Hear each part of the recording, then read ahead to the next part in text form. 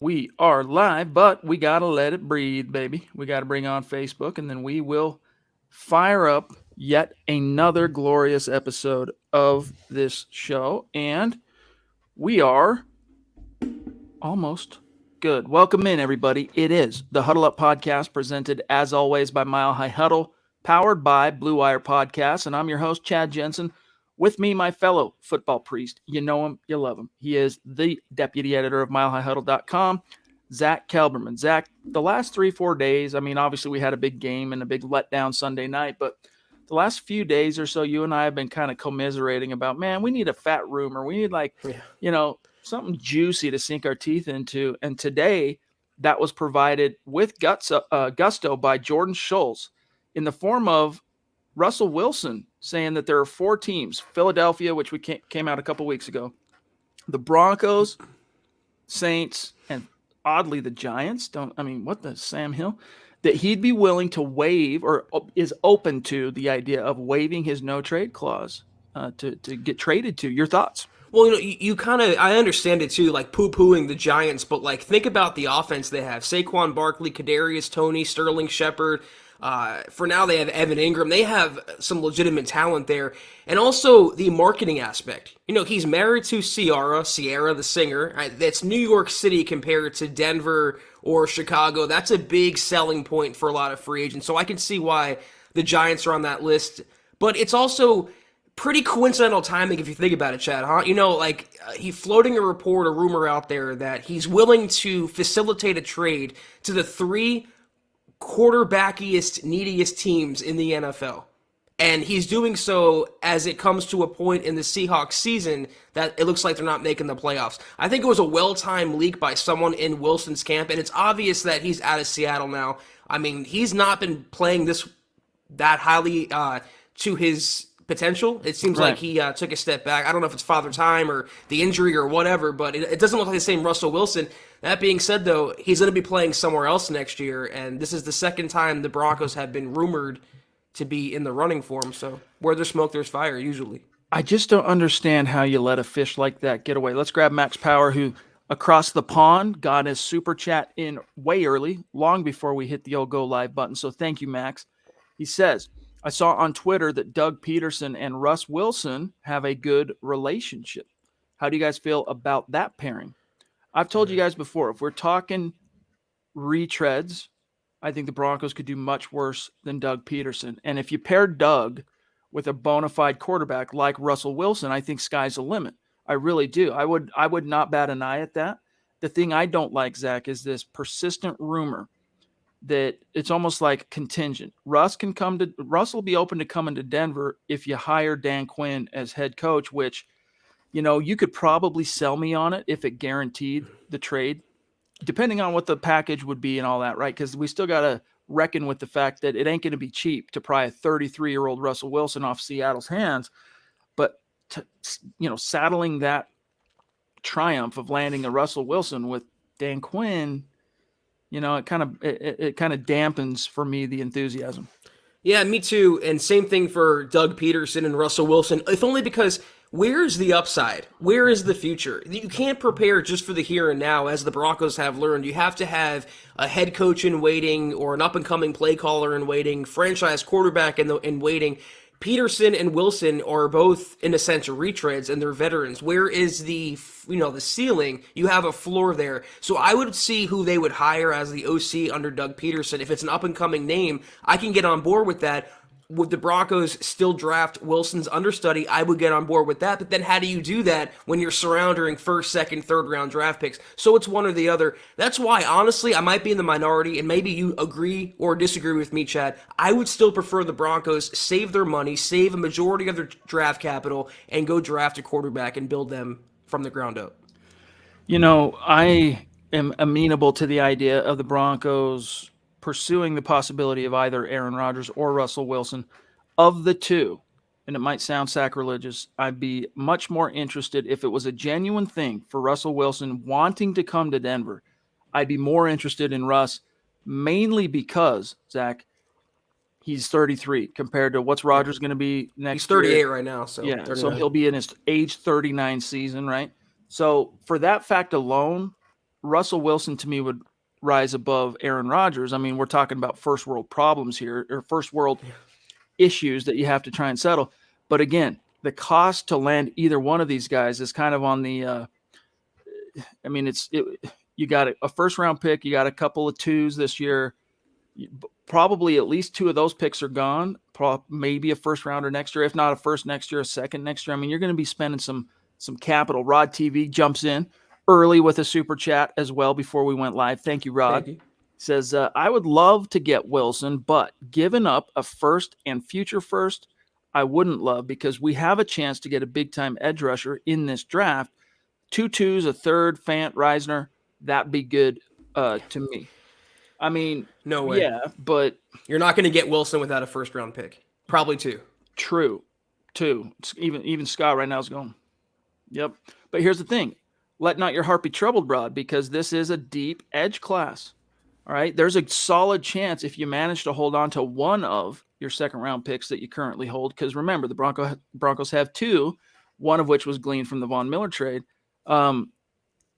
You can land one. You can land one of these edge rushers. Not all of them are going to go in the first round, although I guess there's a chance. But it's pretty top-heavy. And, Eric Trickle, I think, published an article. If you go to milehighhuddle.com, click on draft on the menu, scroll down, you'll see the breakdown on the edge class, and it's pretty deep this year. So you could still probably get a guy. Now, is it going to be a Chase Young caliber? Is it going to be a Von Miller caliber? Probably not in the second round, but you never know. Round selection of where they're picked isn't as contingent, Zach, on whether or not they're going to be a success as it is, for example, quarterback. I recognize completely the Broncos have a needed edge with Chubb's injury status and, Malik Reed not really being a long-term answer. But let's not forget they still have Jonathan Cooper, who came on really strong this year. Baron Browning can play some OLB. I would maybe bring back Stephen Weatherly on a 1, maybe 2-year deal. He's playing really well, system resistant, regardless if Fangio's around or not. So I wouldn't think it's a need that you have to shoehorn yourself into in round 1. Obviously, it's maybe top 3 for sure. I don't think it's one that you have to, under any circumstance, go out and target. So they have some flexibility, I think, in the first round. We'll say GMB in the house with a super chat. This is the second time I remember this handle dropping a super, so thank you. It's good to see you're still with us, that you're not suicided. That's true. 2 1s and 2 2s is as high as I'd personally be okay with. I don't think you'd get him for less. Well, that's maybe 2 1s and a 2. I don't know. We'll see. I think New Orleans will go all in. Hopefully he doesn't consider Carolina. They'd sell their souls for him. Probably true in that owner's pockets, man. Deep. I could see Deshaun Watson going to Carolina. I would love, though, as a football fan, Sean Payton and Russell Wilson. I mean, what an offensive mind, and that's the type of win-now roster and environment that I think Wilson wants to be in. I mean, again, talking about upside, talking about floor, you don't know who the Broncos' next head coach is. So if the best you can do in the hiring cycle is Doug Peterson or Dan Quinn, even though he has familiarity with Quinn, you put him up against someone like Sean Payton. I think that's a no-brainer for what Wilson wants to do, which is win another title. And honestly, we'll come back to this. How much of predilection does Russell Wilson really have for a guy who was a coordinator on the opposite side of the ball, right? This isn't the guy that coached him. And Lawrence, real quick, he says, Russell is good. I think Deshaun Watson is still better, though, and probably healthier. Yeah, but you've got all those question marks, man. You got all those unresolved issues that still kind of, they're 22. They're blowing in the wind. But, guys, lots more to get to. First, though, you got to keep this in mind, all right? We know everybody is trying to cash in on the next best crypto, right? But if you want a guaranteed way to double your money, all you got to do is use our promo code MHH at mybookie.ag. It's actually really easy, really simple. You sign up at MyBookie with that promo code MHH, and your first deposit gets immediately doubled all the way up to $1,000. Very, very quick turnaround on investment. With the NFL playoff race and, of course, college football bowl season just around the corner, double your firepower at MyBookie to get in on the action in the most important games of this season.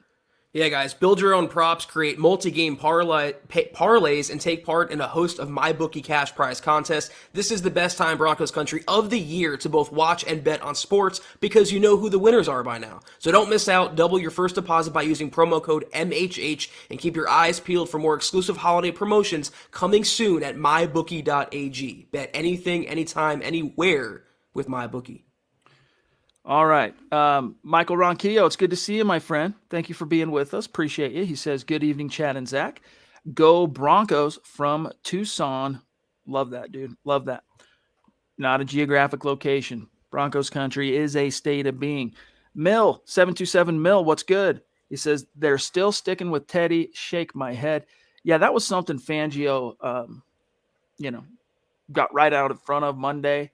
When asked, hey, coach, you just took a beating and your quarterback was as complicit as any single individual player in that loss, any chance you might consider making personnel changes on the offensive side? It's like, no, these are the players that we have, and so we're going to play the players that we have. It's like, Vic, that's not true. This isn't a roster comprised of 22 guys, or let's say 25, right, with 3 specialists. You got 53 guys. You've got backups. You've got depth guys for a reason. And we're not talking, Zach, about replacing or benching Peyton Manning and trying to come up with a way to replace Peyton Manning level production. We're talking about Teddy Bridgewater. And yet, to Vic Fangio, the notion of Teddy as quarterback is sacrosanct because he has, in fact, been compared by Vic to both Peyton Manning and Tom Brady. Weird. Yeah, if only the Broncos had 22 Janos. Shout out Brock Olivo, Chad. But how is it surprising the guy who came out of the Chiefs game saying Teddy did good things against Kansas City in that loss? That's going to be the guy that's going to actually replace Teddy Bridgewater? No way in hell. That's his ride or die right there. He's going down with the ship like a good captain. It's like we've been telling you. The only way the quarterback position changes, there's 2 ways: injury or Vic gets fired. That's it.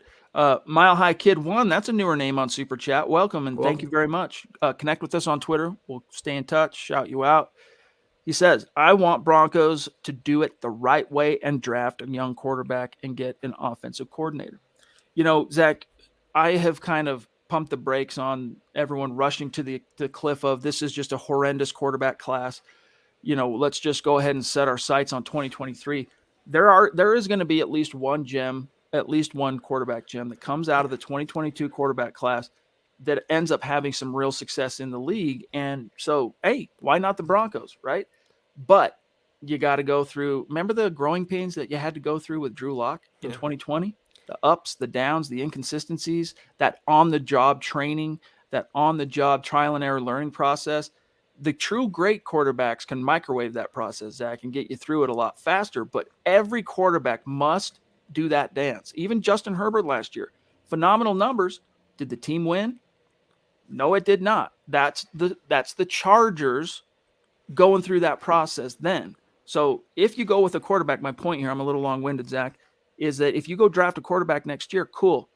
Just know the odds of you having success and playoff berths in 22 or 23, maybe 23, but 22, you might as well just completely say goodbye to that notion. There's not always a correlation with quarterback success and team success. I mean, Deshaun Watson led the league in passing, and they went 4-12 his last full season. So you never really know how it shakes out. Let me tell you who that up-and-coming, buzzed about quarterback is going to be. That's Kenny Pickett. And I get a lot of Herbert vibes watching Kenny Pickett. I've heard some buzz. He can go in the top 5 now. I don't know if the Broncos are going to have a top 5 pick, so if they want him, they're going to have to move up. But I think this is the year that George Paton would do that. And if he has conviction, I say go out and get your man. I wish you well, and I hope you made the right choice. But that's the route I want to go as well. If you pair someone like Kenny Pickett with, name your names here. Even a Doug Peterson sounds good with that because there's one component of that relationship that has upside, if not the coach, the quarterback. So I'd be okay with that for sure. David Wilder, as we say hello and address. Oh, wait a minute. We got to get it right off the top. He says, I'm celebrating my birthday today. Congratulations, my friend, and happy birthday. Hope you are having a great one. And as you know, we're big fans of your profile pic, rocking the MH8 shirt like a boss.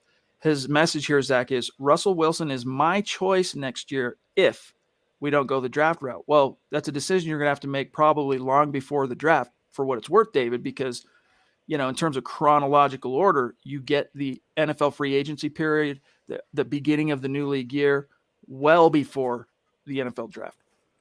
Yeah, I wish we can be celebrating your birthday with coming off a Broncos victory, but hopefully they can take down the Lions for you, Dave, if they can do that much and beat a team they're supposed to beat. But we appreciate you tuning in with us, even on your birthday. We hope you're having a great day and having a great night as well. Thank you so much.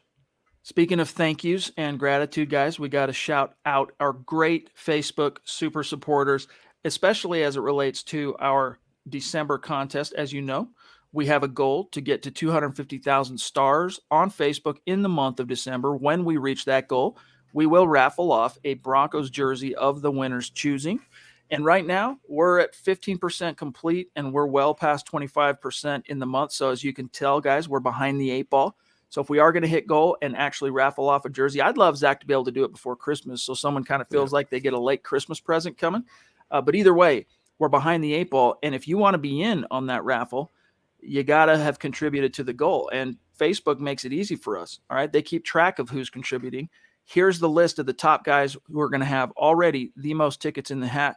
The Aviator himself, Shane Daniels, Andrew Lampy, Andrew Baker, the Andrews, 2 and 3, Yvonne at 4, Travis Weber at 5, Stone Carranza, Zach, who's come on like a freaking hurricane in the last week or so. Love seeing it at 6, Miguel at 7, Lawrence Rivera 8, Pete Middleton 9, Doug Raquel 10, and then you can just see a few of the names outside the top 10. But as long as someone gets to 500 stars, they'll have at least one ticket. So everyone you can see so far is going to have a ticket in the hat, at least one, FYI. So much love to you guys. We'll update the Super Chat rankings here a little bit later in the show, but much love to you guys. Michaela, the Duchess, jumping in, still waiting on that selfie, by the way, my friend. She says, I like Russ, always been a fan of his. The question is, how much does he have left?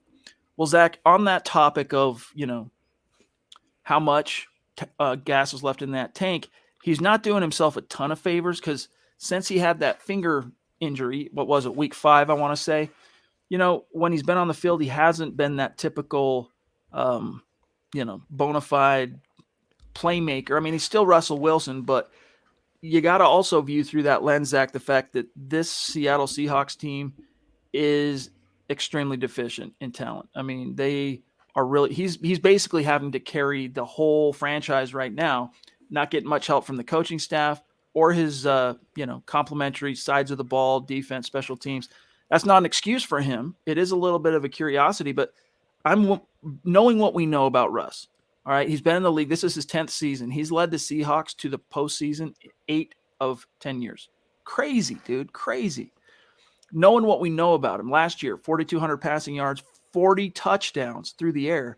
I'm willing to bet on this year being an outlier and more symptomatic, Zach, of him wanting out of Seattle than I am about let's read into Russell Wilson, the collapse has begun. Yeah, that for sure. I was actually thinking about that the other day. It for sure could be that where he's purposely taking his foot off the pedal a little bit and holding something back because he wants to kind of force Seattle's hand and get out of Dodge as soon as possible. But I watch just a ridiculously stupid amount of football. I've watched the Seahawks games this year, and when you are in an offense, you have DK Metcalf, you have Tyler Lockett, you have Gerald Everett, you have some decent running backs like Travis Homer and Chris Carson before he went down. It's not exactly like the Jets offense. You have some there, and he's not made the throws he made in recent years. He's not been as precise or as explosive as a passer. I think some of that is due to the injury. I think he came back too soon from that because maybe he wants to prove something, but he's not the same Russell Wilson, and he has to be if you're going to take on his contract, which no one talks about either, and surrender top shelf compensation maybe in multiple years. That's a big ask for George Paton. And I don't know that Russell Wilson meets those qualifications. Indeed. Tom El Greco, north of the 49th parallel, proving Broncos country is, in fact, a state of being. Appreciate you, my friend. He says, if Locke was declared the starter in the beginning of the year with his confidence, what would our record be, guys? What do you think? I think it honestly, just seeing the way this team has performed as a collective and the coaching snafus that we've seen time and time again, you'd probably be pretty close to where you are right now. Could even be a little bit worse, but at least you'd have an answer for sure on what you got in Drew, which the Broncos, they're never going to know for sure if they botched it with Drew.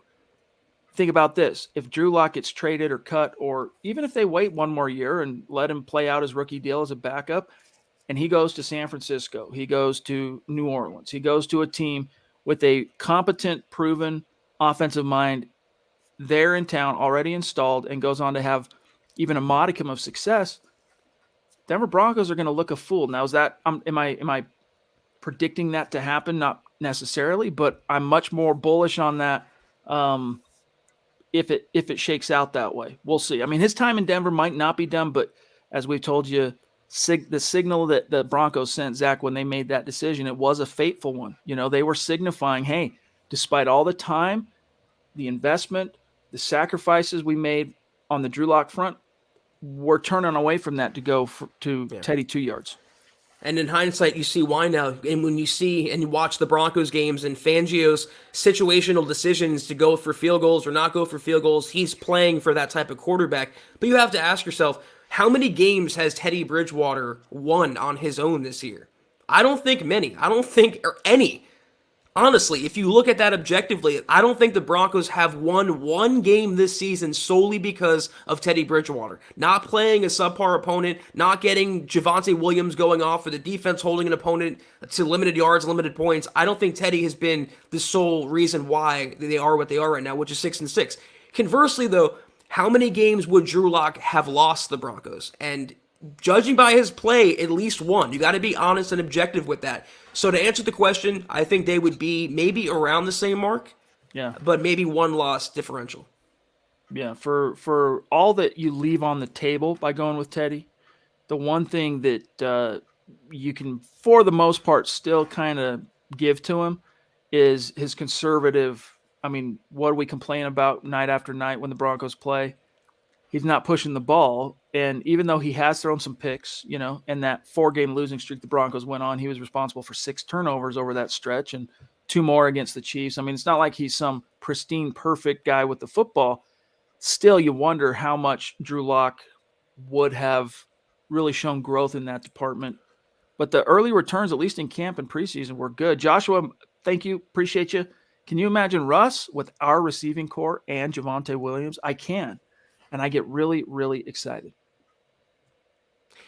Just to tack on to your point about Drew Lock, the one thing I will give Teddy Bridgewater, and you guys can never accuse me of being biased or, a Drew Lock stan again, because I'm calling it like it is here.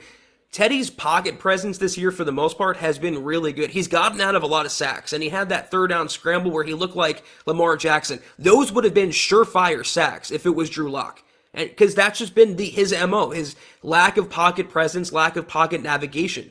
So I still think, they would have been as competitive because of the other factors, but I don't think there would have been much difference there. But again, any other quarterback, we've been saying this, Chad, since we've been podcasting together, doing this live or not doing it live. I've been saying it since I've been covering the Broncos. All they need is an above average to good quarterback. You don't necessarily need an all-pro with the talent they have on this roster, now more than ever. So yeah, I would take a 33-year-old Russell Wilson. I would take a 38-year-old Aaron Rodgers, because they're not Teddy Bridgewater. They're not Case Keenum. They're not Joe Flacco. And you put that with the running game, the receivers, the defense, that's a playoff team at least.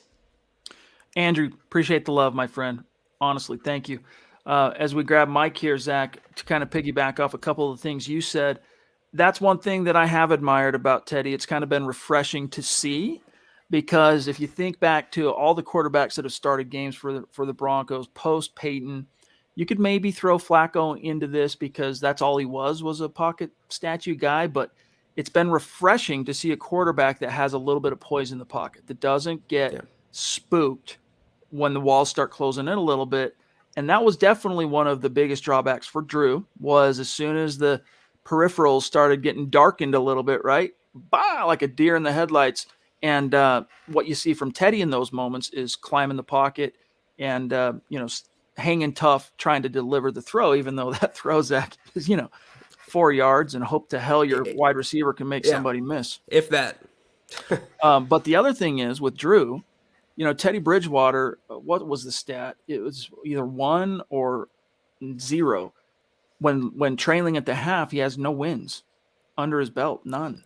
I think it was 0. or Fangio had one. I think Teddy has 0. I think it was Yeah. 0-18 or something like that. It's And crazy. that's just mind-boggling. I mean, Drew Lock, for what we know, and then we'll grab Lawrence here. What we knew about Drew, and this is if he didn't take any steps forward in year 3, right? Was he's going to get that face palm play out of his system, hopefully earlier in the game, and then settle in. Yeah. And now you know that, hey, he's not going to be perfect, but he's going to give you a chance more often than not. And we've seen him come back from the Chargers game, right, last year, to even that first start that he had against the Chargers in 2019, where, he got out to an early lead. Broncos defense botched it, and then he kind of drove them back. And in the fourth quarter, took a shot deep to Cortland Sutton, drew the PI, kick a field goal, win the game. Those kind of moments, you just not does Teddy have that wherewithal? Unfortunately, his resume, his track record says no. Lawrence says, Andrew Luck, would he come back? We've all got our Super Bowl winning quarterbacks from the Colts. Or what about Gardner Minshew when Jalen gets back healthy? By the way, did you see that little clip of him and his old man outside Yeah, the he looked like he was going to stadium kill him. He was crazy. Oh my gosh, dude, that was bizarre. But it was also cool to see, man, like just how giddy he was about. That was a big deal for Gardner Minshew because the shine kind of wore off his star quite a bit, right?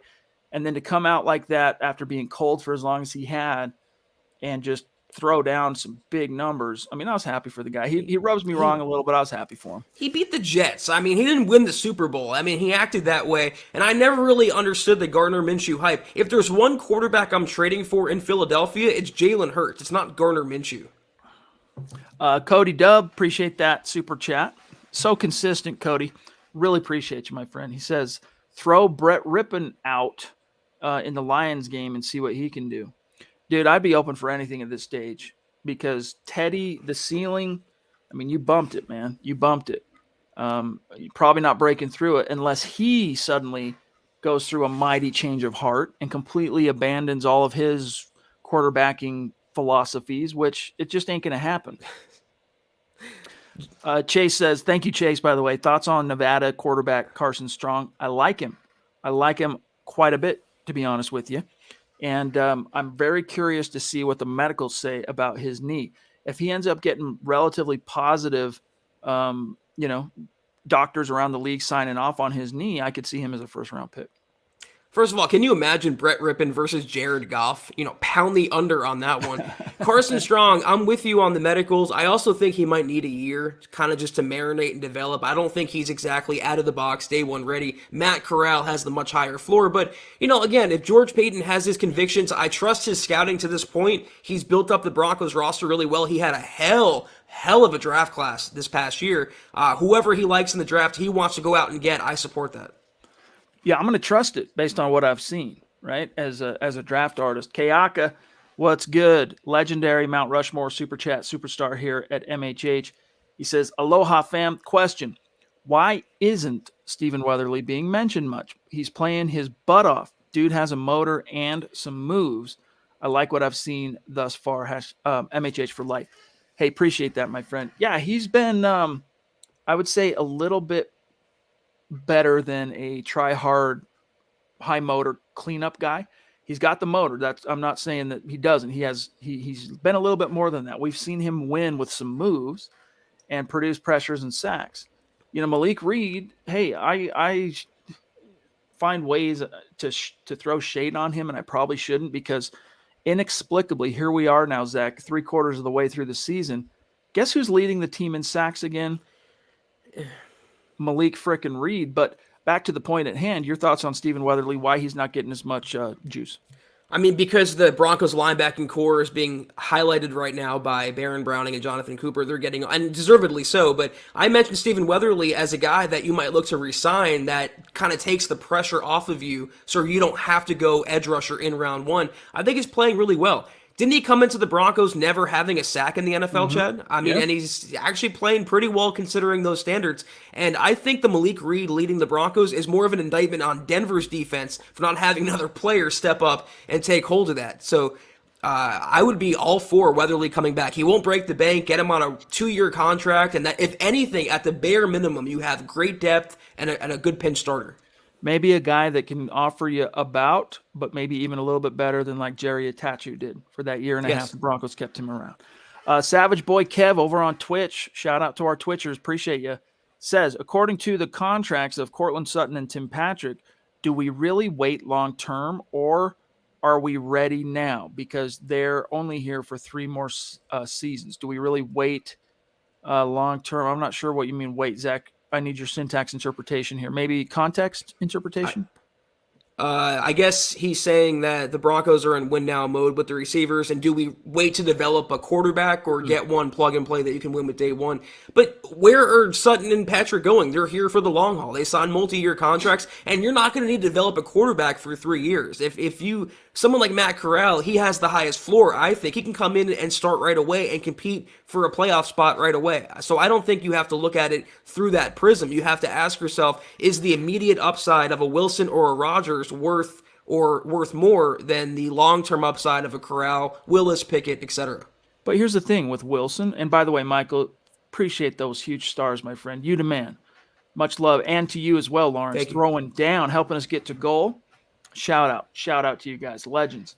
On the topic of Russell Wilson, though, Zach, again, a big difference in terms of targeting. Do you go after Russ? Do you go after Aaron Rodgers?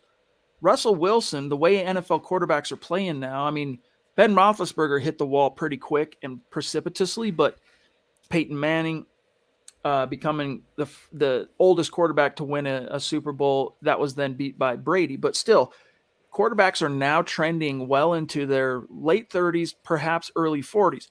Aaron Rodgers looks pretty spry still. I could see him going another 2, 3, 4 years tops, maybe 4 tops. Russ, though, plausibly at 33, you could see a decade of Russell Wilson as a tippity tops possibility. At worst, 5 years, and that factors in, Zach, to the value and the package that you're going to have to come up with to get him here. But it also factors into why you would even consider doing that, because you would know as a GM in the league, as George Payton, hey man, my team is going to be a factor for 5 years minimum because I've got Russ, so long as he stays healthy. You also have to ask yourself and factor in the personality and individual factor. Who is better suited for Denver? Who would want to come to Denver if they're going to handpick their next destination? And that's why Russell Wilson, you guys can crap on the Giants or the Bears, but they have bigger media markets for a type of person that he is. I don't think Rodgers wants that or needs that, and isn't his fiance, girlfriend, whatever, from Colorado, lives in Colorado. Yeah. So, I mean, he's more of a Colorado type of guy. And you know what? I wrote an article about Rodgers. It's up at MHH.com right now. He's through 11 games, 78 yards, 23 touchdowns, only 4 picks. The Packers are 9-3.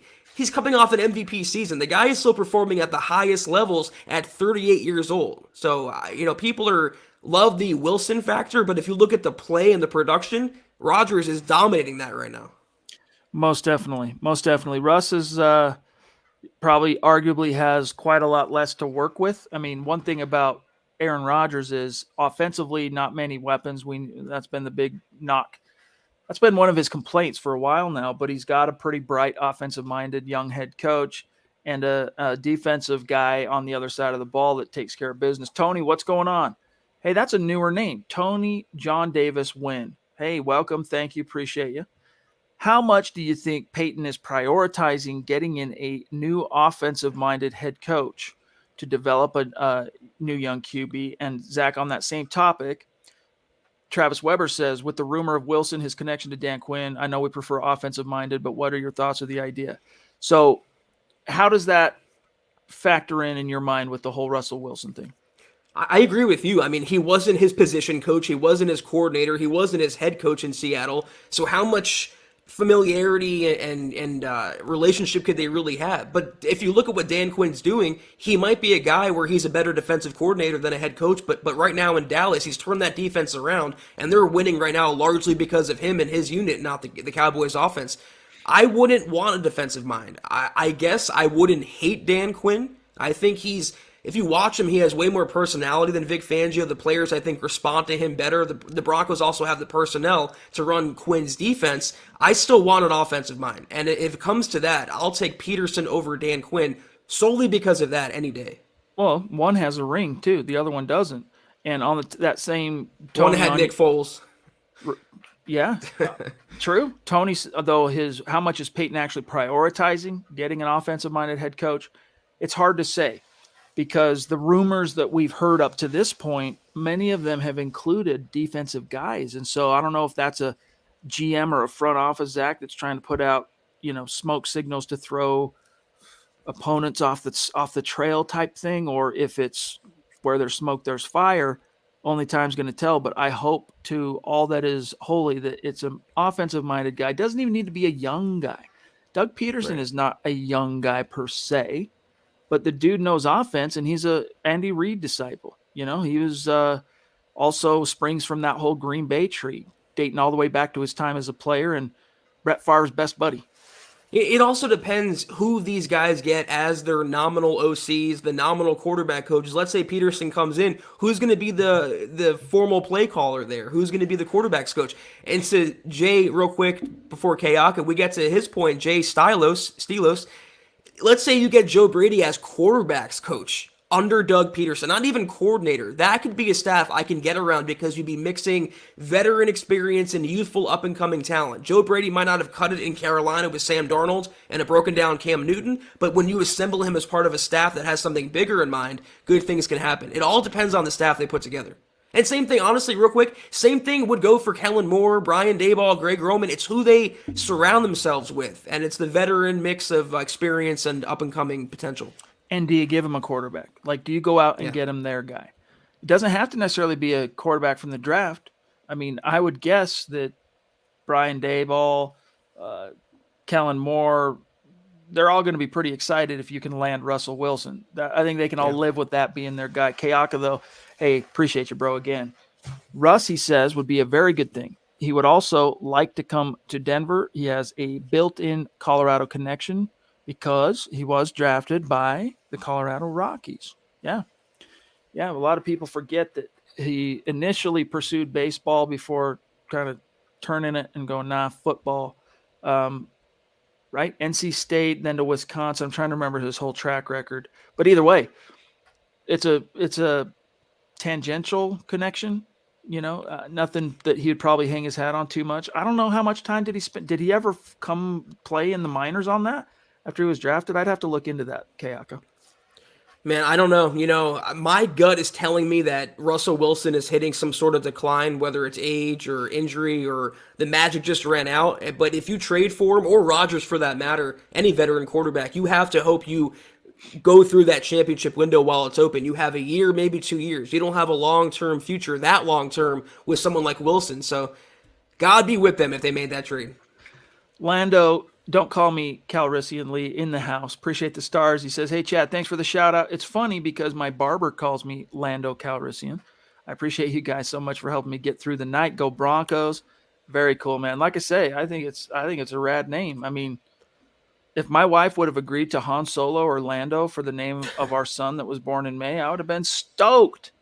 No lie. Doug Raquel, just showing some love. He says, great job. The fans appreciate you. Well, we appreciate y'all. Trust on that. Swag Nash in the house. Good to see you, my friend. Says, to be honest, Vic is not the problem. It's Shermer and Teddy. Vic will be back next year with a Russell Wilson or Rodgers and Drew as the backup. Man, good luck selling that to the fan base between end of season Black Monday, Zach, and that triumph of saying, hey, guess what? We got this quarterback. Yeah, I think that's, I appreciate your contribution, Swag. Yeah, I don't agree with that, though. Vic is majorly a part of the problem. You talk about Shermer and Teddy. Who brought Shermer and Teddy aboard? That would be Vic Fangio, and certainly Pat Shermer. He fired Rich Scangarello. We all want an up-and-coming coordinator. You had one, had success. You fired him, then benched Scangarello's quarterback, all in favor of Pat Shermer and Teddy Bridgewater. And that not only that, when you watch a game, when he doesn't know how to call a timeout, when he doesn't know how to challenge a play, when to do that. He looks lost on the sidelines. He never has the team up ready to play. No energy, no fire. He is absolutely not only part of the problem, but the biggest problem. I don't think he's coming back. I don't think Locke's coming back. They need a retool, a reboot, rebuild, whatever. They need to rebuild a little bit.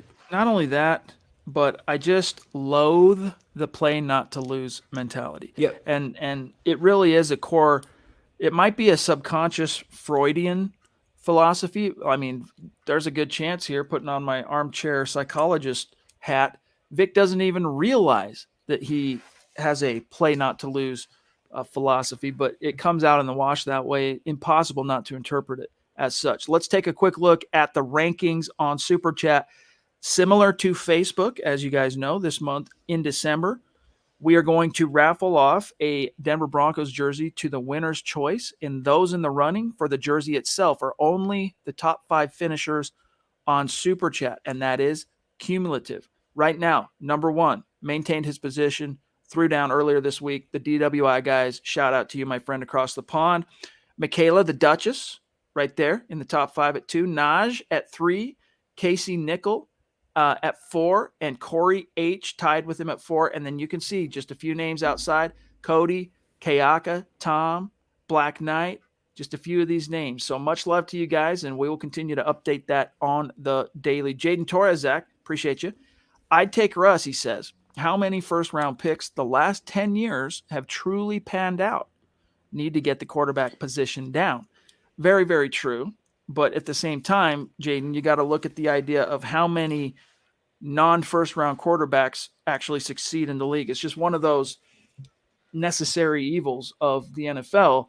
The odds of you hitting on a quarterback like the Cowboys did with Dak that was not a first round pick, or even the Seahawks with Russ back in 12, these are the exceptions that prove the rule. These are the unicorns that come around, every 2, 3, 4 years. Meanwhile, the great unwashed of the NFL, they got to spend first-round picks in hopes that they get their guy. And part of getting their guy isn't even necessarily always about, did you make the right decision on the prospect himself, Zach, but it also has to do with how the stars aligned. Was it the right coaching staff in place, right? Did he have a supporting cast? Was he David Carr and he gets sacked a million times because you have no offensive line? There's so many little things that play into that, but it's just one of those price to have. You want a chance at a franchise guy, that's a risk that you have to run, spending first-round picks to find out. Well, you talk about, Jaden, the quarterbacks that haven't panned out, but how about the first-round quarterbacks that have panned out? I mean, look at Lamar Jackson. You talk about Aaron Rodgers, first-round pick, Josh Allen. I can go down to Deshaun Watson. I can keep going down the list. You got to swing for the fence until you find the guy. And I don't like the logic there. So the Broncos should never invest in a first-round quarterback because quarterbacks in the past never worked out? No, you gotta find your guy. You have to have conviction in your scouting, what your eyes are telling you, what your gut is telling you, and your intuition. And so far, Chad talked about it earlier. I trust what George Paton can do with his eyes and his gut. I trust his scouting based on the way he's assembled the roster so far. So if he thinks someone like Carson Strong or someone like Kenny Pickett in the draft has long-term upside and they're a first-round pick, you gotta pull the trigger on that. It's like Joaquin Phoenix in Signs. Swing away, Merrill, right? You just got to swing. You don't just do it willy-nilly. You make the best educated swing that you can, but you got to swing unless you want to move mountains and give up a king's ransom to acquire the odd, once-in-a-blue-moon franchise quarterback that gets made available on a trade market. Jaden says, I'm saying use the capital for Russ. Okay, gotcha. I understand that now. You're saying instead of going out and drafting one, not knowing if it's going to work out, just, hey, here's a first-round pick or 2, give us Russell Wilson. But my point still applies, though, and the same logic, I think, is weak there. So you're not going to chance it. You're going to give away your first-round pick because quarterbacks in the past haven't worked out. No, I mean, that's your first-round pick, and those are like gold to Peyton, by the way. So he really has to be sold on Wilson or Aaron Rodgers to give away that precious cargo. But you know what? It comes down to, Jay, do you believe Russell Wilson is worth that haul? If you believe he's worth that, you got to think, all right, you put Russell Wilson in Denver, and Michaela, thank you so much for the super. She says, Chad, I'll take the selfie this weekend. Sorry for the delay. Much love. Okay, thank you. We'll put you on Instagram and MHH Social. It'll be rad. I lost my train of thought, though. I'll come back to it. It'll come back. Stone says, with Peyton's ability to draft late and our current talent. Oh, I know. I was going to say, hold on, Stone. If you go and give up that, for, let's say, 2 firsts and a 2, just as kind of a baseline to get Russell Wilson. All right.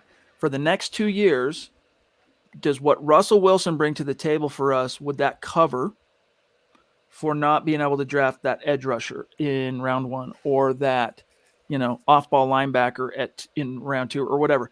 Can he elevate the people around him and the team overall to a point to cover those holes?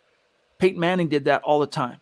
Peyton Manning turned, sub 500 rosters into perennial playoff contenders by virtue of the quarterback that he was. And I think Russell Wilson is on that same level. Again, look at how many years he's been in the league. Look at how many times he's led the Seahawks to the postseason, etc. Now, real quick, Zach Stone, being patient, says Peyton's ability to draft late and our current talent on the roster would not mind giving up a couple ones for the man Russ. Go Broncos country. I mean, I was going to say to what you were saying, Chad, before we got to Stone there, it really depends on you and each individual opinion whether the Broncos are a quarterback away from winning a Super Bowl. But ultimately, none of our opinions matter. It matters George Paton's opinion. That's it. If he thinks the Broncos are a veteran franchise quarterback away, he will pull that trigger. And it might not be my preference, and I might want the Broncos to go in a different direction, long-term, younger, more upside. But if he thinks Russ is that guy, if Rodgers is that guy, I'm supporting Peyton's call. By the way, shout out to Big Ern. I see you in the chat. We see you. Appreciate you being with us. Speaking of legendary members of our community, Dennis Woods, been with us a long time as a bona fide Super Chat superstar up in Michigan. He says, when can the teams start the trade negotiations for Russ? End of the season or when teams are out of contention? No, end of season. But I can't remember now the exact... I think it's the new league year. Well, but remember, wasn't Joe Flacco traded long before the new league year? Hold on. Grab something, and I'm going to do a quick little piece of research here. I'm trying to think. It's usually around the scouting combine, like negotiations kind of heat up, but they're always kind of back channel, underground kind of things, and then deals get put in place. So here's the thing. Denver finalized a trade for Joe Flacco. Let's see, in March. That was when it was finalized. That's when all the teams could sign. So you can agree to trades in principle. That's what it is. But I don't think you can do it during the season after the trade deadline. So there's some window once the season ends, I think, Zach, and I'm not educated enough on this. I haven't studied it recently enough to be fully expert on it. But there is a window after football is done and before the new league year where teams can barter. But things just can't be, written in pen till the league year begins.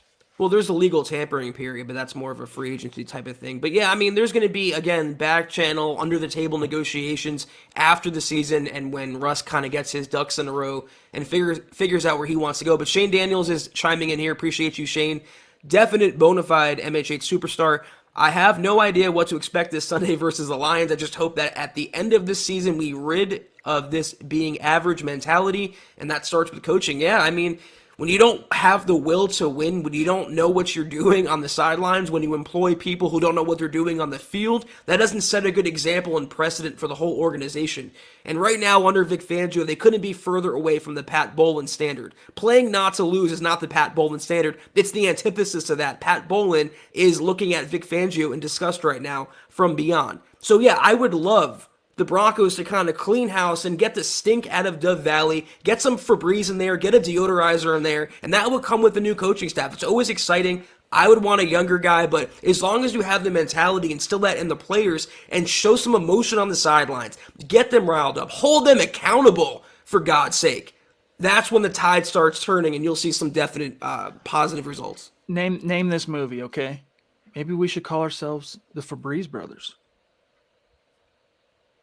Scott, you got it? The Other Guys, man. Let's go. I didn't like that movie. Oh, I love freaking The Other Guys, dude. Hold on, Jeremy. Hold your horses one second. He's a little overrated, I feel like. Isn't that Mark Wahlberg? Farrell or Wahlberg? Both. Which one's... Oh, dude, I'll agree with you on Wahlberg, but I won't go there with Will Ferrell. I'm a huge fan. Yeah. Real quick, I want to read from you verbatim from the Adam Schefter report, February 13th, 2019, when the news on Flacco to Denver broke. So this was right after the Super Bowl. So I think it has to do with the season coming to an end. Quote, the Baltimore Ravens have an agreement in principle to trade former Super Bowl MVP Joe Flacco to the Denver Broncos. League sources told ESPN on Wednesday the trade cannot officially be processed till the new league year begins March 13th, and teams are prohibited from commenting on the deal or terms. When the deal's completed, it likely will be for a mid-round pick. So, back to real quick, because it was bothering me with Dennis. All kinds of signals get passed behind the scenes, right? Between players, agents, front offices, that go on behind the curtain. I don't think deals can officially be agreed to in principle till the season itself is in the books, and that includes the Super Bowl for what it's worth. Did we have to relive that deal though? Can we figure out? Can we figure out who that mid-round pick was that turned into, so we can compare it to Joe Flacco? Because bad PTSD, man. Jeremy, appreciate you. Rippon is the Tim Patrick of the quarterback room. Hey man, that's pretty high praise, my dog. You laughed out of the room for mentioning his name as a starter until he gets on the field. I don't know, man. I feel you that I understand that Broncos fans, I think, have an overinflated view of Brett Rippon because the one exposure they got to him as a starter, he won the game on the road, even though it was against the Jets. Remember, there was the game where Sam Darnold rumbled 46 yards, punking Kareem Jackson. Do we have to relive this, Justin Simmons? But either way, I digress here. I got to remind you, Jeremy, Rippon threw 3 picks in that game, one of which was a pick 6. Were it not by the grace of the football gods, you'd be cursing his name right now if a few things didn't, unfold favorably, including that late in the game Melvin Gordon rumble. Was it Melvin? Yeah, it was Melvin Gordon rumble. But I digress. Yeah, you took the low-hanging fruit there, the point I was going to make about the picks that he threw in that game. And Tim Patrick is one of the best sure-handed receivers in the NFL. In that department, he does his job at an elite level. The comparable comparison would be him catching the ball and fumbling. That's not Tim Patrick, so I wouldn't really compare the two. I think Tim Patrick is a much better NFL caliber starter at his job than Brett Rippon is, who's a career backup and I think future quarterbacks coach, honestly. I mean, can you say that he might be underrated? Perhaps, but there just hasn't been enough sample size to even rate him, to be frank with you. So anyway, let's turn the page here to Cody, who says Kyle Fuller gone, Ronald Darby likely find another PS2 in the draft. Yeah, Kyle Fuller definitely gone. What do you do with Bryce, though? Interesting article today from Nick Kendall, published basically reporting on something PFF had, which is they unveiled their top 75 free agents of 2022, right? Guys who are cruising for free agency, haven't been locked up yet by their respective teams. Broncos had 4 guys on that list. The top-rated guy was Bryce Callahan. I want to say it was like 48, followed by Teddy at 52, and then AJ and Josie at, I want to say 67, 68, something like that. All right. What do you do about Bryce Callahan? Because I know when he is on the field, Zach, he is one of the better nickel corners in the NFL. He offers that to you, but you just can't count on when he's going to, be able to show up and you can rely on him. I call it the Derek Wolfe complex, Chad. When he's on the field, he's great, but he's so rarely on the field that it makes it a wash. I would offer him a prove-it deal, a 1-year contract, pay him, I think, a little below market value. You want to take it, great. If not, go out and shop your wares on the open market. You just can't trust him to stay healthy. All 3 years now, he's had a foot problem or some sort of injury, and you can't invest in that, especially when you paid Ronald Darby what you paid him. You used a first-round pick on Patrick Surtain, so I would say prove-it deal for Bryce Callahan. Hopefully he stays healthy, though. Let's grab Michael, and then I want to grab this Travis Weber on the Browning issue. Michael says, great show tonight, fellas. Go Broncos from Tucson. You demand. Thank you for your support. Very generous tonight, Michael. Much love.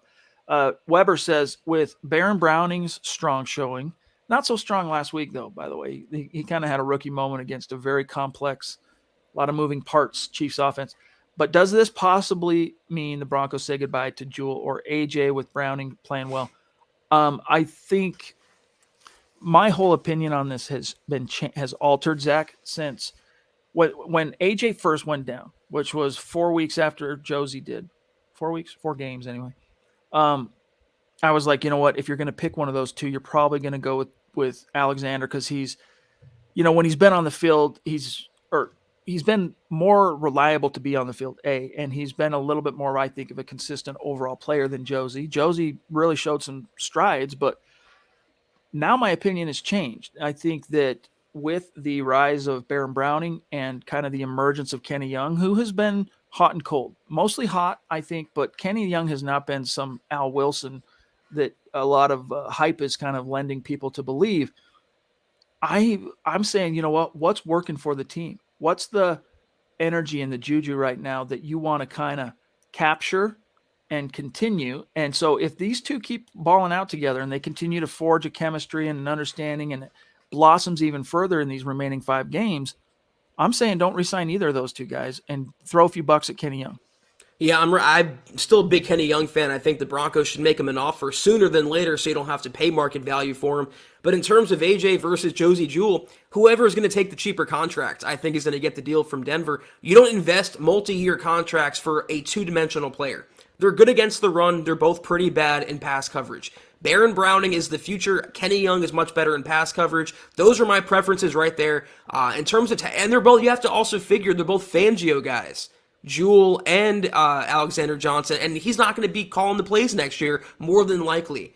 So if they want just a pure run stuffer, I think maybe Jewell would come a little cheaper, but I think whoever is going to take less money is going to get the contract. Even PFF projected him to be a tad cheaper than AJ. Mike says, many fans, including myself, thought Peyton Manning was a bad choice because of his neck injury, and man, how wrong were we? Super Bowl 50 wrong. Russell's still young, probably our best choice to tutor a rookie quarterback. You know, honestly, my whole posture on the Peyton Manning thing was, first of all, I really didn't believe the Broncos had a shot in hell to get him when it first became a thing. And the topic of, do you sell the farm to get him? Like, do you just roll out the Brinks truck to recruit him? I had no problem with that because I just said, look, I know the four surgeries on his neck, that whole thing. I'm going to go ahead and trust the Broncos medical staff. If they think it's good enough, hey, who am I to question that because it's Peyton Manning? And I trusted more in the legend of Peyton, more in the wherewithal and the grit that Peyton had and the medical staff there. I didn't really question that myself. I don't know if you did, Zach. I know you weren't on the beat back then, but still. Well, I think you said it best there. It's Peyton Manning. And that can apply to every unicorn quarterback and unicorn scenario. And I don't think Russell Wilson is on Peyton Manning's level. You know, you can argue that Russell Wilson will be in the Hall of Fame, but he's not a surefire first ballot Hall of Famer like Peyton Manning. He's not on the same level. So that was all a special set of circumstances. Him signing in Denver, him producing in Denver like he did post-neck surgery, and him winning his title and retiring, riding off in the sunset. That was all a once-in-a-generation type deal. You can't hope to recreate lightning in a bottle with Russell Wilson solely because you did it with Peyton Manning. Yeah, guys, I think Zach's point is absolutely perfect, and so is Scott's here. Russ isn't going anywhere to be a tutor just because, you know, he's got plenty of rows left to hoe in the league. But we're about out of time, guys. Any last burning questions, topics, get them in on Super Chat. Justin says, and that's a newer name. I don't recognize Justin Large. So welcome. Thank you. Appreciate you. Connect on Twitter and stick around. He says, we're pretty much surviving at this point. Yeah. That's basically what it is. You're grinning and you're bearing it, right? And you're only grinning because you're trying to fool your eyes, right? That whole study that took place, I remember this was a big deal when I was in high school, this study that showed that people who were depressed, if they forced themselves to smile, it tricked their brain into thinking they were happy, and over a long enough duration of time, their depression would evaporate. So that's what we're doing right now, right? With the Denver Broncos. We're smiling into the mirror, but our eyes are still sad. Well, I need those hooks from horror movies that force people's mouths to turn upward, Chad. If I want to smile while watching the Broncos, it's really hard with the product they're putting on the field. But yeah, you could say they're in purgatory right now. You can say they're in neutral right now. Until the end of the season, they can clean the coaching staff out, clean the quarterback room out, and rebuild the team in George Paton's vision. Nothing is going to really change until then. Zyka, good to see you, my friend. Long time Super Chat superstar. Been dropping some killer tweets that I've seen here and there. I've gave him the old heart click, when I see him.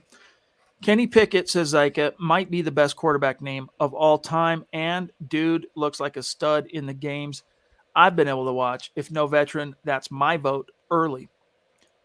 Yeah, I don't know. I mean, it's kind of what's the word? Counterintuitive? No, it's not oxymoronic, because Pickett, you don't want a quarterback throwing picks, right? But maybe I'm misinterpreting what he means by that.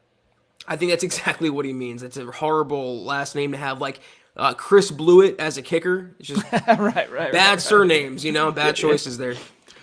Shane says, just imagine Russ throwing to Timmy P, Sutton, JJ, Jerry Jeudy, Hamler, Fant, Alberto, having Pookie pound the rock. That's talent along the lines of the 2013 record-setting offense with the young talent on D and great cap space. Oh, man. Yeah, that's one thing to keep in mind is if you end up giving up your first 2 rounds of the draft for the next 2 years to get Russ Wilson or Aaron Rodgers, you have still one of the richest teams cap space-wise in the league. I think there are only 2 teams with more cap space projected for 2022 than the Denver Broncos. So it's not like you would be thus devoid of any and all options to bolster the team, fill other holes, and support that quarterback. $48 million in salary cap space projected right now for 2022. And that's with no other fat trimming, no other contract maneuvers. That's a ton of money. That means you can acquire a Rodgers or a Wilson and still go out and get a couple premier free agents. That's the position that George Paton has put the Broncos in. Dave from Georgia, great to see you. Lots of legendary superstars checking in tonight. Love it. Appreciate you, Dave. Hope you've been well. Says maybe a first and a second and a conditional second or third later for Russ would pique my interest, but I wouldn't want to give up multiple ones. Just my 2 cents, Zach.